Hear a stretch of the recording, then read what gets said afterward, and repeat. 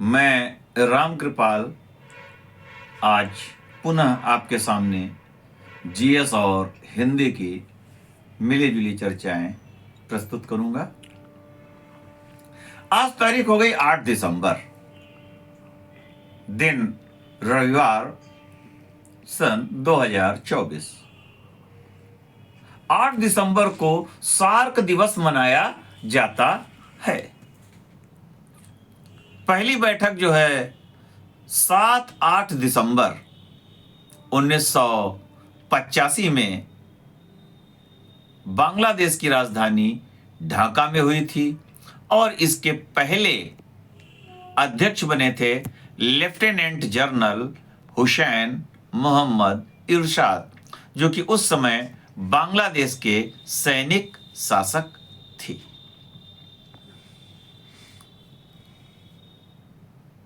तो अब आइए कुछ चर्चाओं का क्रम प्रारंभ करते हैं। सार्क, तो चूंकि सार्क दिवस है तो सार्क की स्थापना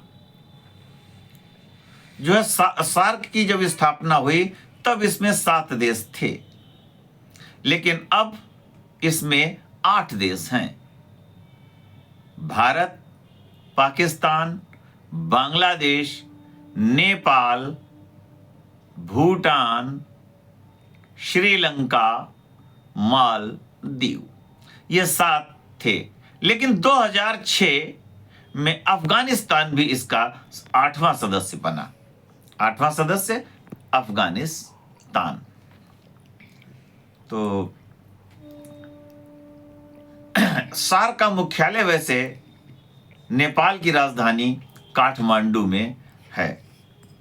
तो हर वर्ष मनाया जाता है सार्क दिवस।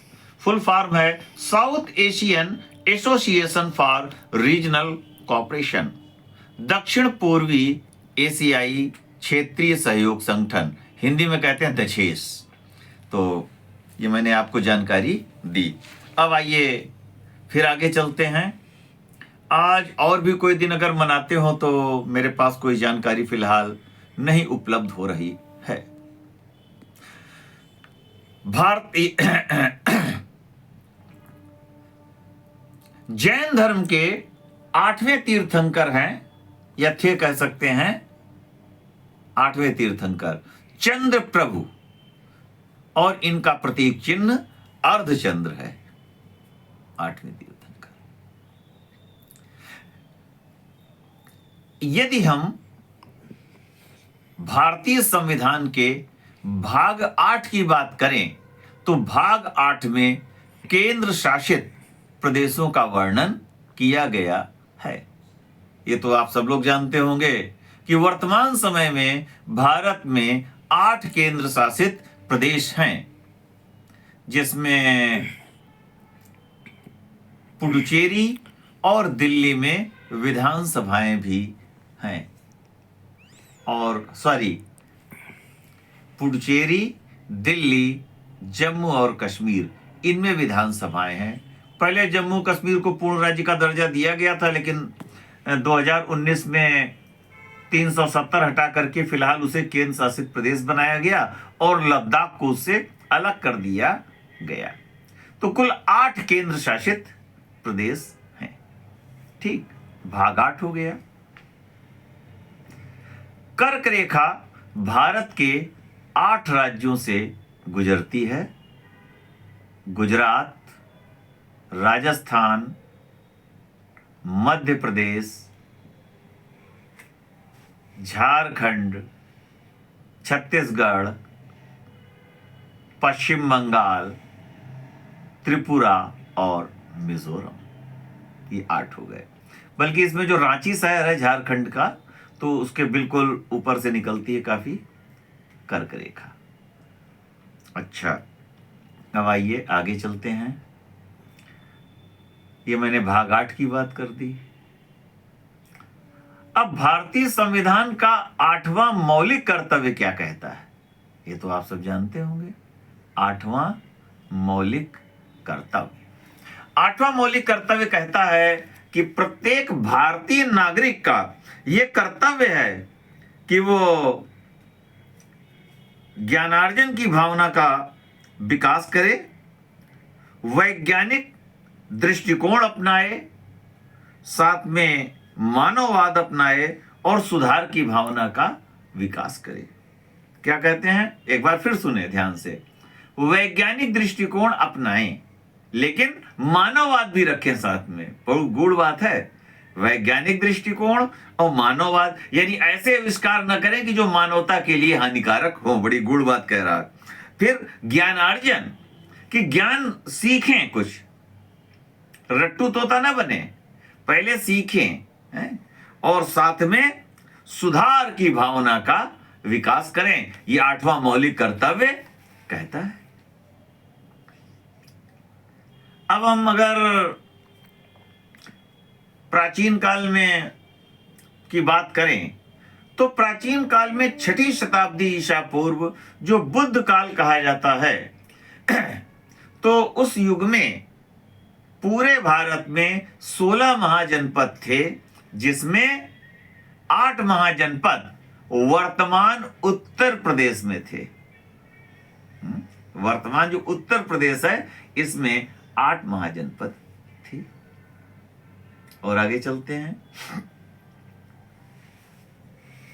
भारतीय संविधान, अभी आ रहे हैं उस पे भी।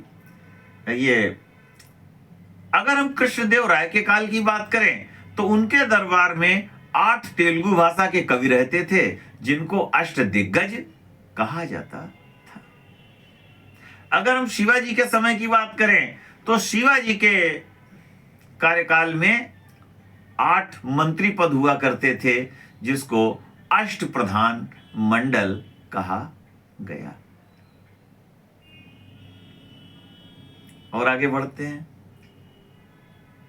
अगर हम अशोक के शिलालेखों की बात करें तो जो 8वां शिलालेख है, उसमें सम्राट अशोक की धम्म यात्राओं का वर्णन मिलता है।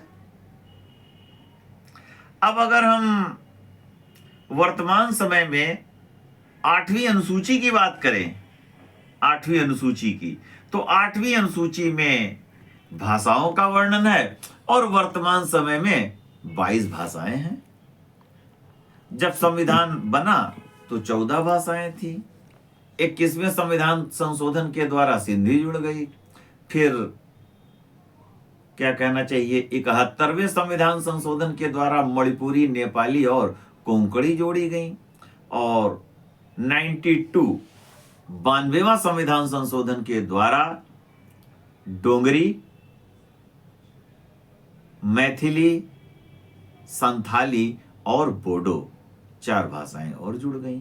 तो अब कुल 22 भाषाएं हैं 8वीं अनुसूची। अच्छा, डोंगरी कहां की भाषा है? जम्मू एंड कश्मीर। तो रऊफ लोक नृत्य का संबंध जम्मू और कश्मीर से है। रऊफ लोक नृत्य।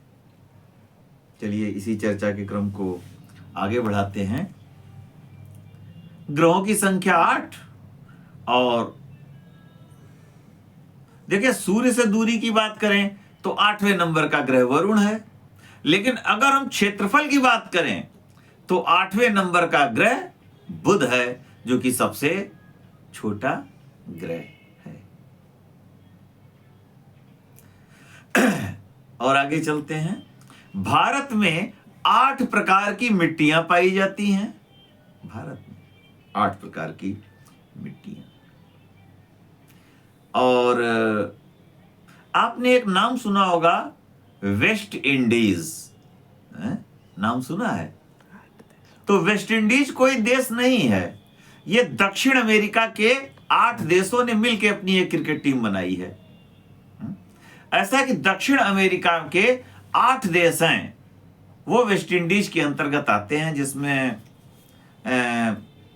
गुआना है, डच गुआना का नया नाम सूरीनाम है, जमैका है, और एक कौन है जिसकी राजधानी बेस्से तेरे भी है।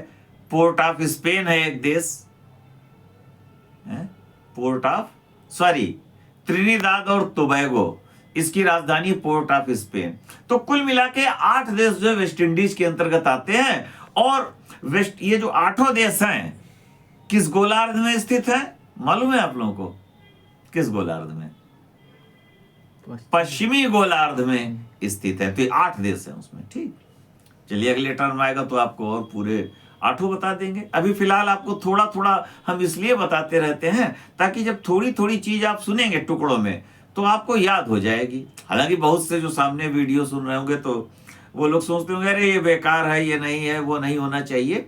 लेकिन ये मेरे एक्सपीरियंस हैं कि कोई चीज टुकड़ों में अगर सुनी जाए, खास तौर से जो टिक वाले क्वेश्चंस होते हैं, वनडे कंपटीशन, तो उनको लाभ मिल सकता है। पढ़ना तो पूरा पढ़ता ही है लेकिन इससे ये। चलिए आगे चलते हैं। लोकायतन ये किसकी कृति है? ये सुमित्रा नंदन पंत की कृति लोकायतन। अच्छा चलिए आगे चलते हैं। किस संविधान संशोधन के द्वारा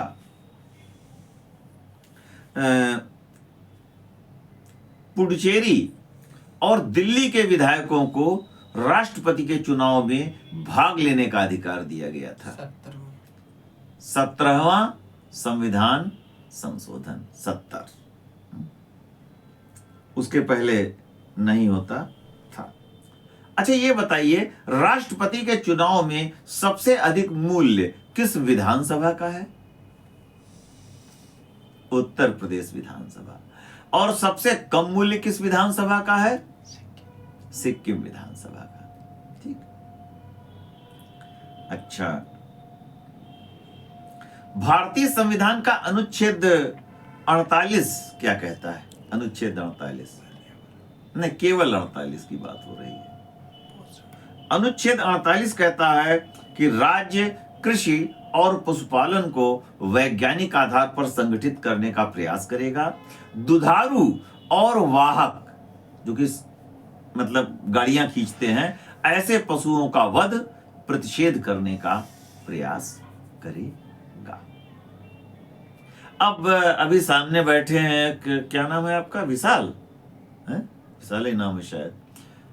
मिस्टर विशाल कह रहे हैं कि वो पर्यावरण, हमने कहा आते हैं उस पर भी।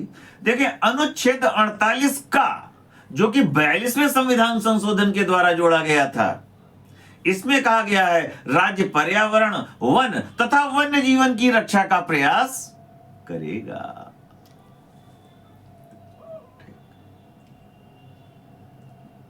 पर्यावरण से विशाल जी ने हमको एक याद दिला दी जो हम भूलते जा रहे थे।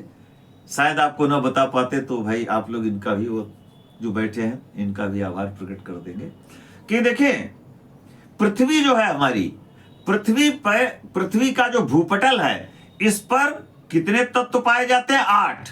और इनमें सबसे अधिक तत्व कौन है? ऑक्सीजन। देखिए हम गैस की बात नहीं कर रहे हैं, ये इसकी बात कर रहे हैं। जो तत्व है पृथ्वी पर, जो तत्व पाए जाते हैं, तो उसमें सबसे 8 तत्व हैं, जिसमें सबसे अधिक कौन है? ऑक्सीजन। 8 तत्व। तो मिट्टियां भी 8 हो गई और भूपटल पर तत्व भी 8 हो गए। अच्छा भारतीय नीति निर्देशक तत्वों का अंतिम अनुच्छेद कौन सा है? बताएं। 51। 51 ये अंतरराष्ट्रीय शांति की बात कहता है। ठीक, कि भारत ये कोशिश करेगा कि अंतरराष्ट्रीय शांति हो। ठीक, अच्छा चलिए इसी क्रम को आगे बढ़ाते हैं। भारत के 8वें राष्ट्रपति बने श्री रामास्वामी वेंकट रमन। ठीक, ये व्यक्ति के जो व्यक्ति का क्रम है उसकी बात हो रही है। अच्छा राष्ट्रपति जो अध्यादेश जारी करते हैं, किस अनुच्छेद में इसका वर्णन है? 123। ठीक, 123 के अंतर्गत राष्ट्रपति महोदय अध्यादेश जारी करते हैं और उसकी अवधि 6 माह की होती है। और यदि कोई मतलब अगर उस कानून को जरूरी समझा जाता है तो संसद परमानेंट कर सकती है। और अगर फिर देखें अस्थायी कानून है, और अगर मतलब संसद नहीं समझती, जैसे कुछ कानून ऐसे होते हैं जो समय मतलब उस समय फिर उनकी आवश्यकता नहीं रहती, तो वो फिर अपने आप समाप्त हो जाता है।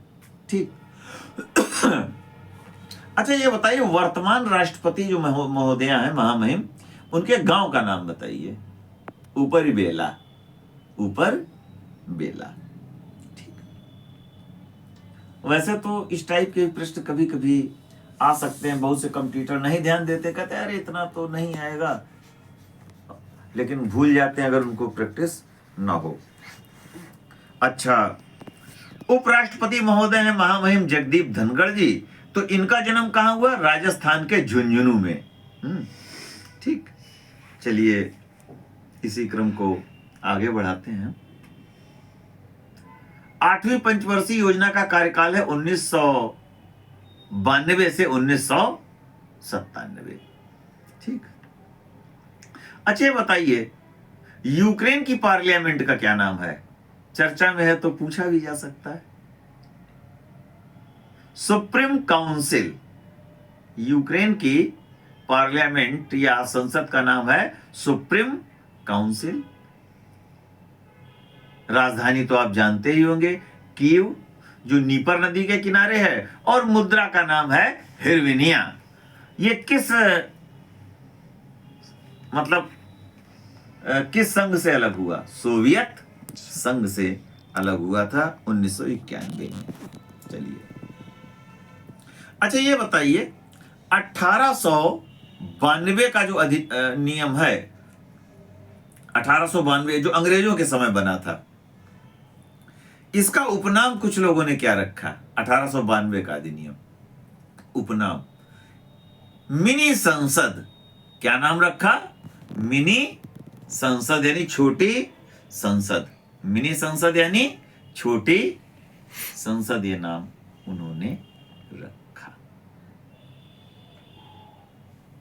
अच्छा, एक बड़ा शब्द होता है, उसको शॉर्टकट में रखा जाता है, जैसे सिर से पैर तक, इसके लिए क्या शब्द बनेगा उचित?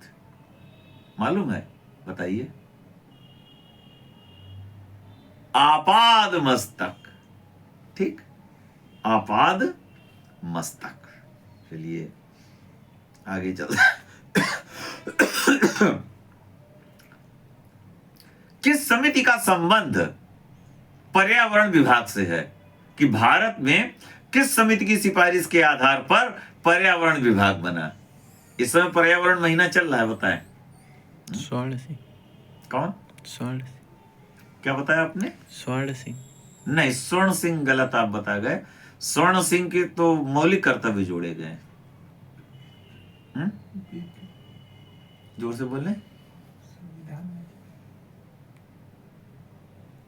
एनडी तिवारी समिति।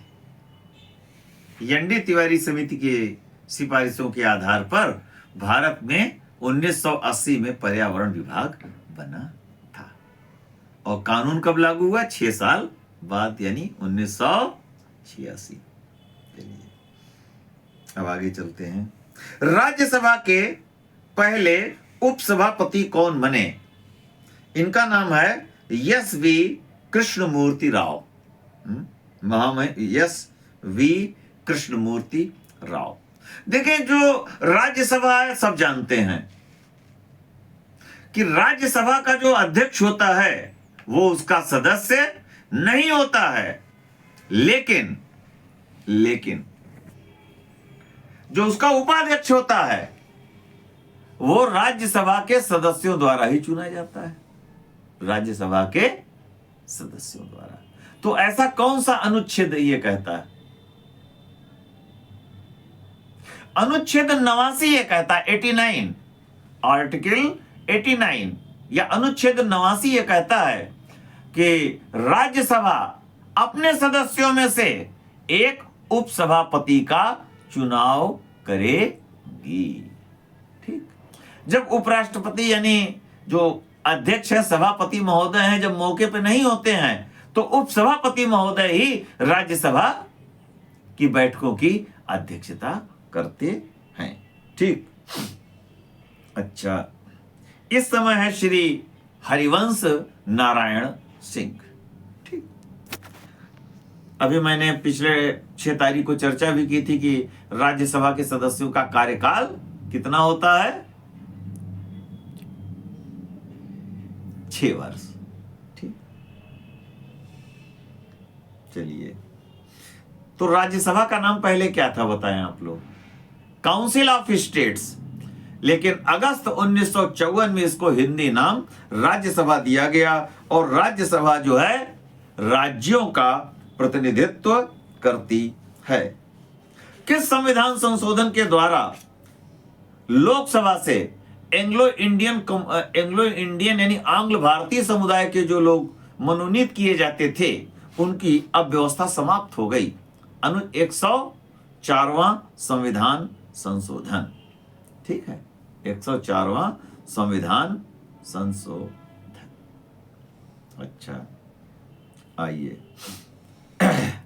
अब आगे फिर चर्चाओं का क्रम प्रारंभ करते हैं।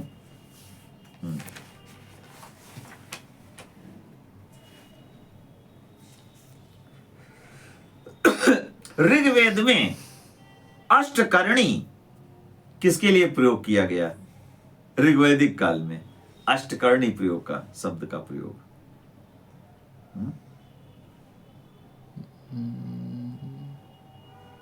गाय के लिए। अच्छा, ये बताइए, बुद्ध जी ने दुखों को दूर करने के लिए कितने मार्ग बताए? बताएं, आप बताओ आप लोग। अरे गलती होगी तो हम बताएंगे। कितने मार्ग? 8 मार्ग। एकदम दिमाग में मेरे बात आई कि बुद्ध जी ने दुखों को दूर करने के लिए 8 मार्ग बताए। अष्टांगिक मार्ग कहा गया, इसमें इन्होंने मध्यम मार्ग पर बल दिया। मध्यम मार्ग पर बल दिया, और कहना चाहिए कि बुद्ध जी ने जो भी उपदेश दिए हैं, तो जो उपनिषदकार थे उन्होंने पहले इसकी व्याख्या कर दी थी इन बातों की। लेकिन अंतर यह रहा कि वो संस्कृत यानी क्लिष्ट भाषा में दिए गए, जो लोगों की समझ में नहीं आए। और बुद्ध जी ने क्या किया कि जनसाधारण की भाषा में उपदेश दिया, तो लोगों की समझ में आया। और भाषा वही बोलनी चाहिए जो लोग समझ पावे। क्लिष्ट भाषा हर आदमी नहीं समझ पाता। तो जो मुझे जानकारी है कि तैतरी उपनिषद जो है उससे बुद्ध जी ने बात ली थी। कौन सी? अष्टांगिक मार्ग वाली। अब बाकी फिर अपना भी जोड़ा होगा। भाई कुछ आदमी प्राचीन से सीखता है, कुछ नए से जोड़ता है। जैसे इन्होंने राजा राम मोहन राय ने जो प्राचीन की अच्छी बातें थी उनको अपनाया, और जो बुरी बातें लगी उनको छोड़ा। तो नया और प्राचीन का एक सामंजस्य बिठाया जाता है। अच्छा, ये बताइए, ऋग्वेद का उपवेद क्या है? ऋग्वेद का उपवेद बताइए। ऋग्वेद का उपवेद, जहां तक मुझे जानकारी है, आयुर्वेद। और आयुर्वेद को जीवन का विज्ञान भी कहा जाता है। उसमें शल्य चिकित्सा बताई गई है। अच्छा, यजुर्वेद का उपवेद क्या है? धनुर्वेद। धनुर्वेद। अच्छा, सामवेद का उपवेद क्या है? सामवेद का गंधर्व वेद। गंधर्व वेद। और अथर्ववेद का क्या है? अथर्ववेद का उपवेद क्या है? शिल्प वेद। शिल्प वेद। अच्छा,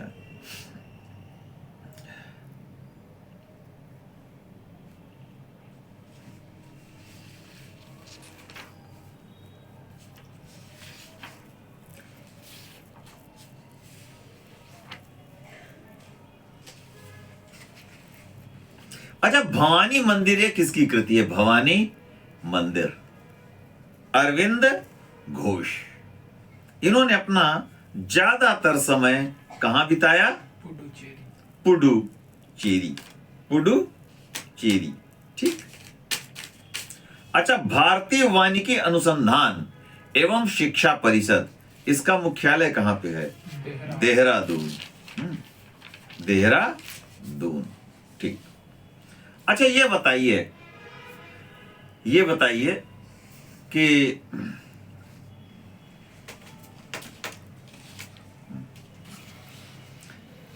कि वह प्रथम भारतीय जिसे अंग्रेजों ने किसी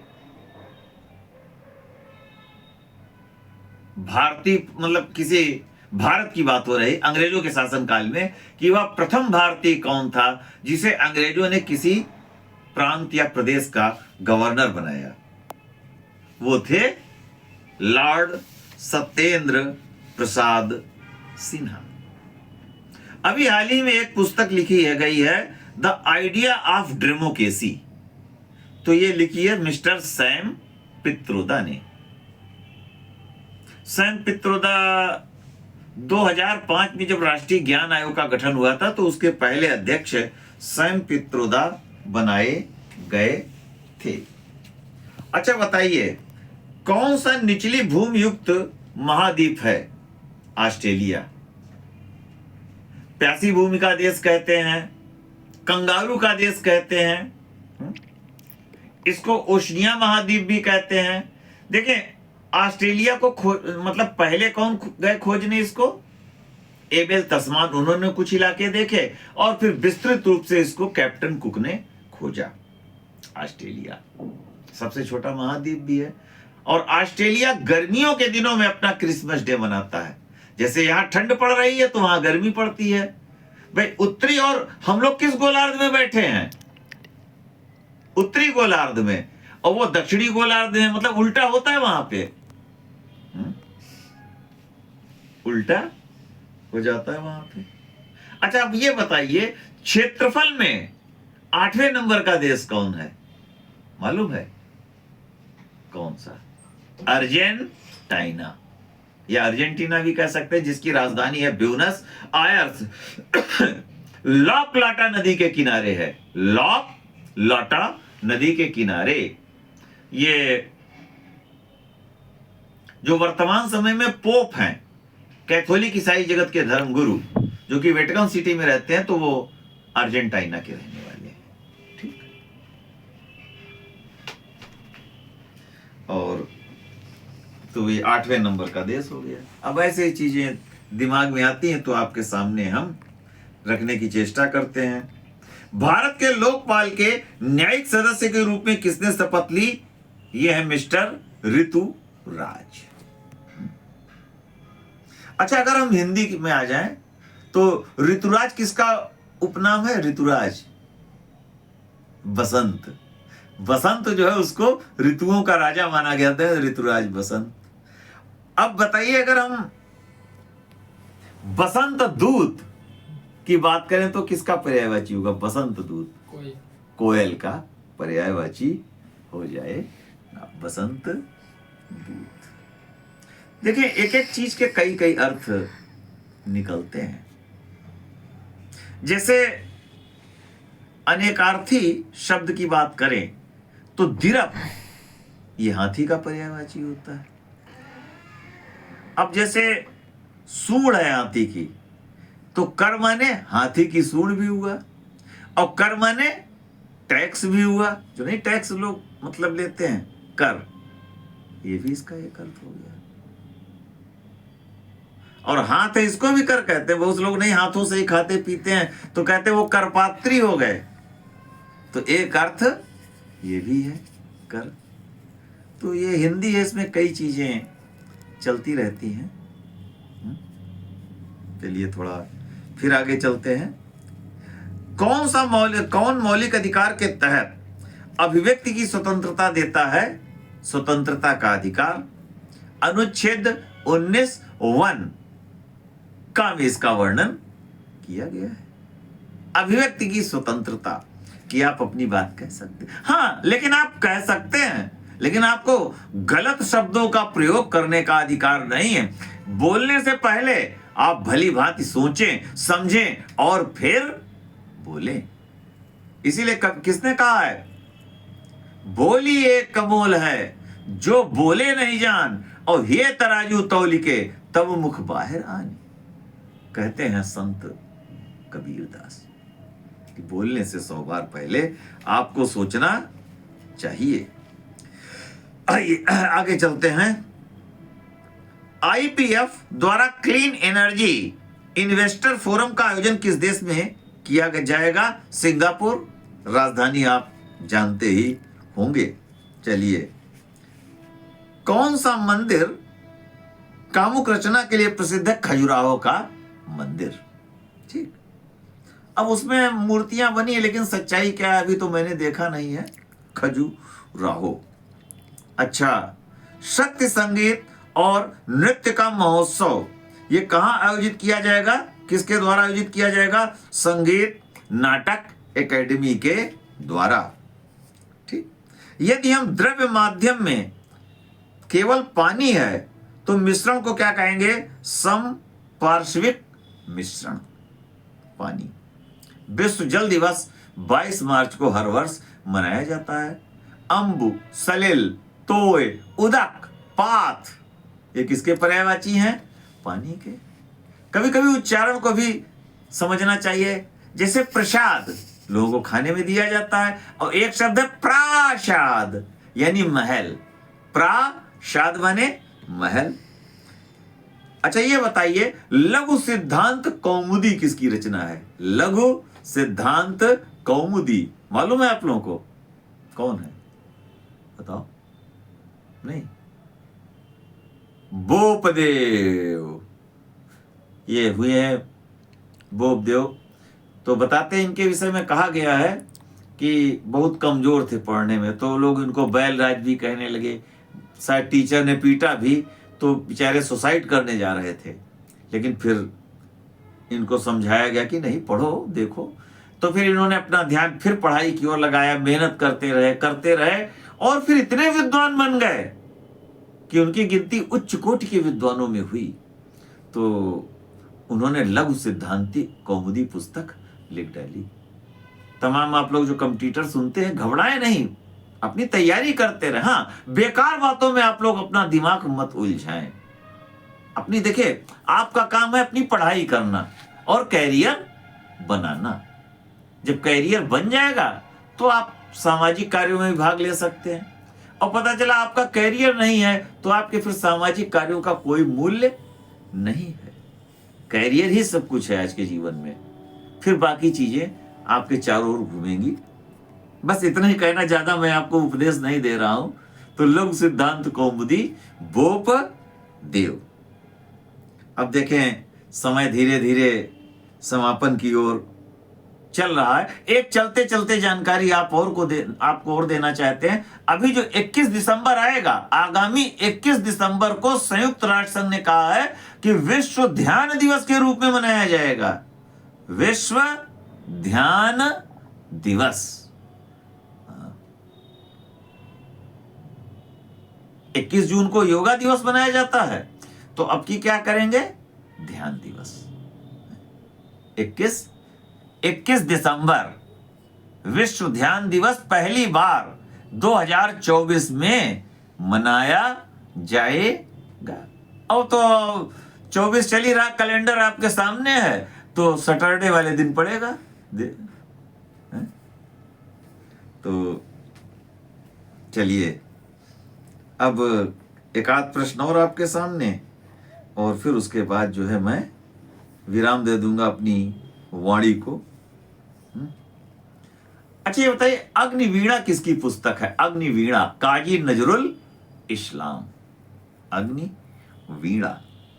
भारत के अधिकांश भागों में कौन सी मिट्टी पाई जाती है? जलोढ़ मिट्टी। तभी यहां फसलें भी बहुत होती हैं भारत में। निम्नलिखित में से कौन सा कबड्डी से संबंधित है? AKFI। ठीक। भारतीय राष्ट्रीय कांग्रेस की स्थापना कब हुई? 1885। सब आप लोग तो जानते होंगे, दिसंबर के महीने में हुई। 28 दिसंबर 1885 दिन सोमवार। ये तो आप सब जानते होंगे। पहली बैठक हुई गोकुलदास तेजपाल संस्कृत कन्या पाठशाला में। ठीक। अच्छा, खासी जनजाति कहां पाई जाती है? खासी जनजाति तो ये मेघालय में पाई जाति है, खासी जनजाति। तो प्रश्न बहुत हैं और मैं फिर आपके सामने उपस्थित होऊंगा, क्योंकि अब समय हो चुका है। देखें, अभी इसलिए आपके सामने को थोड़ा कम कम समय दे रहे हैं ताकि आप उस चीज को समझ जाएं, फिर धीरे धीरे जो है आप जब समझने लगेंगे तो आपको और भी हम समय देंगे। तो मैं राम कृपाल अपनी वाणी को विराम देता हूं। धन्यवाद।